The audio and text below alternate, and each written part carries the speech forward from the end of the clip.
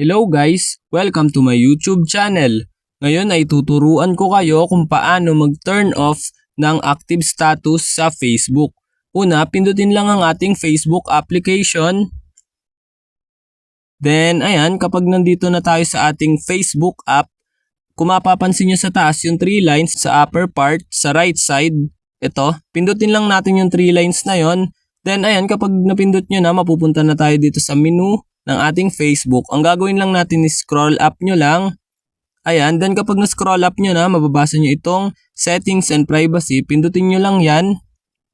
Then, ayan, kapag napindot nyo na, kung mababasa nyo itong settings, eto siya, pindutin lang natin itong settings.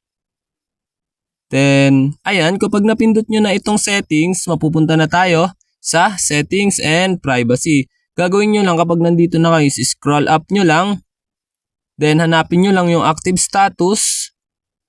Then, ayan, kung mapapansin nyo, nakita ko na yung active status, which is eto siya.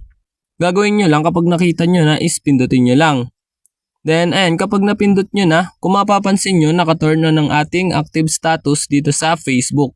Which means makikita nila tayo na online dito sa ating Facebook. Ayun, ang gagawin natin is ito turn off natin ang ating active status. Then, ayan, kapag napindot nyo na yan, sabi dito, turn off active status. Then, mababasa nyo yung turn off. Ito, pindutin nyo lang yung turn off. Then, ayan, kung mapapansin nyo, nakaka-turn off ng ating active status dito sa Facebook.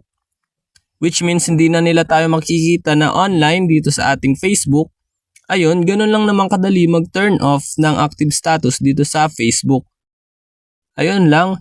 Thanks for watching. Subscribe for more videos like this. Thank you.